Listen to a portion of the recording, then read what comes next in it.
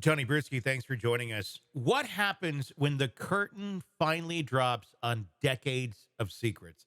Secrets held together by non disclosure agreements, hush money, and silence bought at a premium. When the power that once shielded someone from accountability starts to decay and everyone involved find themselves trapped in a crumbling empire? That's the story of Diddy, where privilege collides with justice. And skeletons aren't just slipping out of the closet, they're bursting through the walls. You see, this isn't just a scandal, it is a reckoning. As federal investigators close in, NDAs, they're not going to save anyone. And the demand letters, they're nothing more than stall tactics. The real question is no longer if the ship will sink, it's who will drag along with it into the abyss to survive. Will names involved stand by their master, or will they throw each other to the wolves to save themselves? And beneath all this lie, I should say all these lies, because there's a lot, something even darker. A psychological background where fear, shame, and desperation twist into power plays. What motivates someone to stay silent while the whole world is watching? What drives another to risk it all to tell the truth? And what point does loyalty stop being a virtue and start becoming a liability? We're about to explore the deep, murky waters where fame meets consequence and no one is unscathed. My guest, attorney Eric Faddis, is here to talk about it. Former prosecutor, defense attorney. Eric, welcome. This is not 1998 anymore, though, or even 2005, where Diddy was able to kind of make some of these things go away by NDAs and by this sort of arrangement. Now these things are getting filed, or maybe they won't if the demand letters are met. But it doesn't stop the federal authorities from looking into this. I mean, I would imagine every single one of these cases and names that are being dropped out here, the feds are going to look into it and they're going to find out who these names are. And no NDA protects you from the feds saying, and guess who was involved? That's not going to stop anything. So if somebody was really involved in some really dark stuff here, which will inevitably be found out by the feds, does signing this NDA or does paying off these people make a damn bit of difference? If very likely in the coming weeks and months or years, their names are going to be flying out the door through a federal indictment. It's certainly one protective layer, but like you said, it is not determinative, and the feds could look into it anyway. The feds can get a grand jury going and issue subpoenas to these people for information, for to bring them in and give testimony for documents, even if there's an NDA in place. And so, as this thing continues to unfurl, the likelihood of retaining anonymity becomes very low in the civil and criminal context. Yeah, I mean, it's like, is it worth paying the millions of dollars if it's not really? It's going to protect you maybe for a couple months or weeks. I mean, it's just a matter until somebody says something, and it doesn't necessarily mean it has to come out through an official source. I mean, leaks do happen.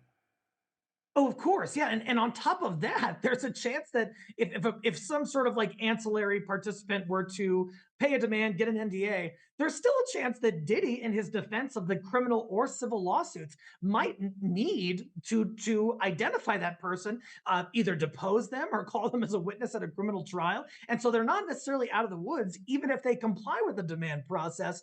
Not only do they have the federal government looking at them, but they might have the defense that could out them as well. The In the federal trial of Diddy, his attorneys are saying, "Hey, we need to know who these people are because we can't be fighting ghosts," which is true. I mean, as much as one may hate Diddy, you have to have a fair trial, just like Murdaugh. I think he's guilty as shit, but it was messed up. So yeah, so they may need to know it. The defense of Diddy, is that going to out celebrities publicly, or is that information that can be given to the defense behind closed doors? You guys do what you will with it for planning, or is it like once this gate opens, is it pretty much game over for anyone You that know, was involved? The court can take measures to have the disclosure of accusers' identities what's called under seal. And so it would only go, sometimes it only goes to the defense attorney. It won't, the government or the court prohibits it from actually going to the defendant. And then even if that happens and the court says, hey, you guys can't tell anybody about this. Like you said, there are leaks. This is the whole world is watching this case. And so that's not a guarantee of anonymity either. Well, I mean, and does that work for Diddy, or does that hurt Diddy? Because in some ways, the anonymity is what protects a lot of these people from the fear of retribution. Granted, he's behind bars. He still has money. Still has some goons out there, I'm sure. There's still reason why people may not want to have their name known as being involved with Diddy beyond just shame. Yeah, certainly. And I think that keeping this kind of, I wonder if Diddy's sort of mounting sort of a counter threat to folks. We have the demands from the plaintiff's attorney, right? And so I'm wondering if the defense is saying, hey, look, if you guys provide information that's disadvantageous to my case, I'm just going to out you all. If I'm going down, y'all are going down. Yeah. And I'm just wondering if that is sort of a counter threat that would be questionably lawful that is being posed. And some folks are really found themselves in the middle of this in a horrible situation. Kind of feels that way in some of this, where it's like you were on the Diddy ship, you're going down with the Diddy ship. There's no alternative to that. It'll be very fascinating to continue to watch and to see who gets sued next week, because it's this is turning into far beyond just a movie or a mini series. This is a whole fucking season of episodes. This is a sitcom that lasts 10 years, a sitcom from hell. Stay tuned. And here we are, staring into the wreckage of what once looked like an impenetrable fortress, where fame and fortune build high walls. But justice found a way to crack the foundation. This case isn't just about Diddy or a handful of NDAs, it's a mirror reflecting the rotting underbelly of a system where power and money were used to silence victims and protect predators. For years, these secrets were tucked away as if wealth could buy some sort of absolution. But in the end, it's all just slowly unraveling. And those threads are starting to pull at something much larger than anyone expected. The irony is rich, isn't it?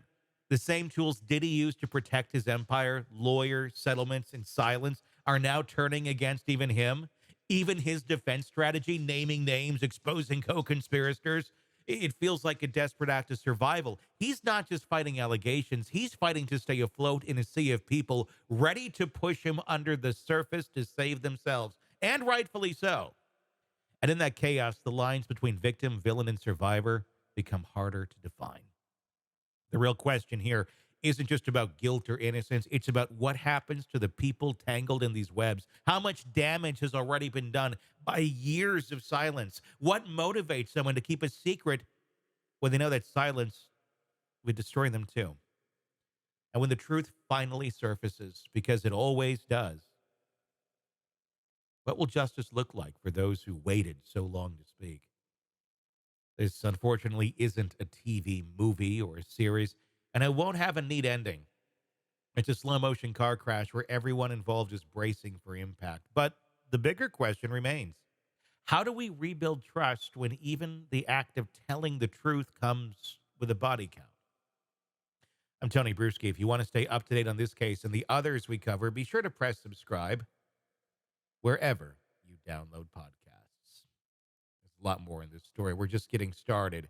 It is far from over.